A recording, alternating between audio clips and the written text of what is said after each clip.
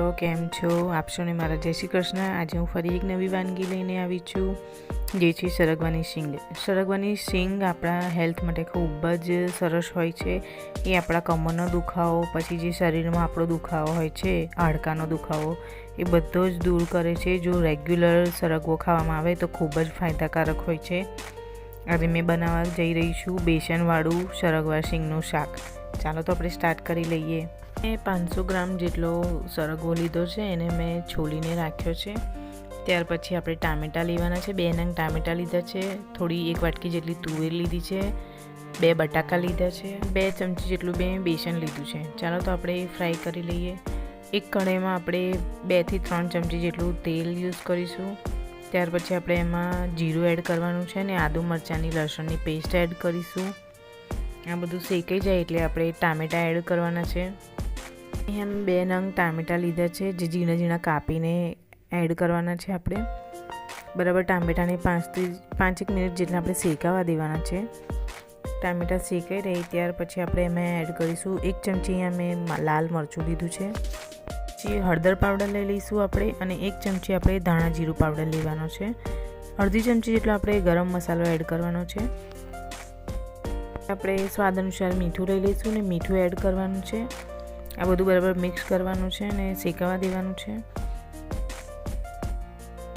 આપણે 1 વાટકી જેટલા તુવેરના દાણા જે છોલીને રાખ્યા છે એ એડ કરીશું। 1 વાટકી બટાકા મેં કટ કરીને રાખ્યા છે એ એડ કરીશું। ત્યાર પછી સરગવાની શીંગો આપણે એડ કરવાની છે। આ બધું બરાબર મિક્સ કરવાનું છે।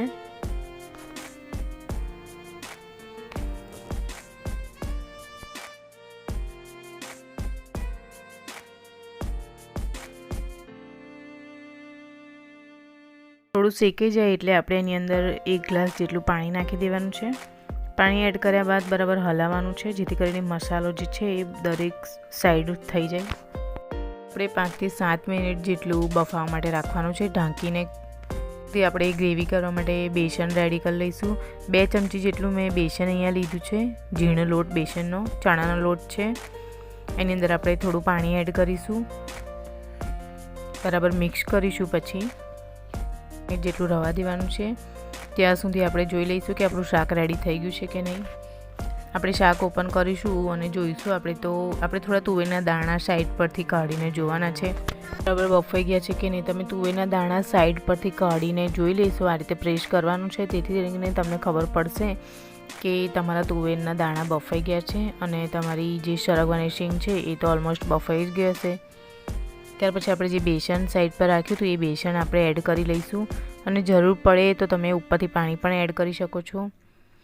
ગ્રેવી વધારે જોઈતી હોય તો તમે એ પ્રમાણે પાણી એડ કરી શકો, અને લચકાદાર જોઈતું હોય તો તમે થોડું પાણી એડ કરીને એ કરી શકો છો, નાખી શકો છો અંદર।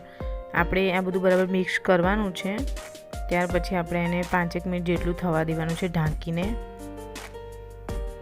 2 મિનિટ પછી આપણે ઓપન કરીને જોઈશું તો આપણું શાક રેડી થઈ ચૂક્યું છે। જો ખૂબ જ ટેસ્ટી એવું શાક રેડી થઈ ગયું છે આપણું, જે તમે રોટલી, રોટલા, ભાત સાથે પણ ખાઈ શકો છો। ચાલો તો આપણે સર્વિંગ પ્લેટમાં કાઢી લઈશું શાક। સરગવાનું બેસનવાળું શાક આપણું રેડી થઈ ચૂક્યું છે। ખૂબ જ ટેસ્ટી બન્યું છે શાક। તમે પણ ઘરે આ રેસીપી જરૂરથી ટ્રાય કરો, ખાઓ અને તમે બધાને ખવડાવો, સરસ લાગે છે।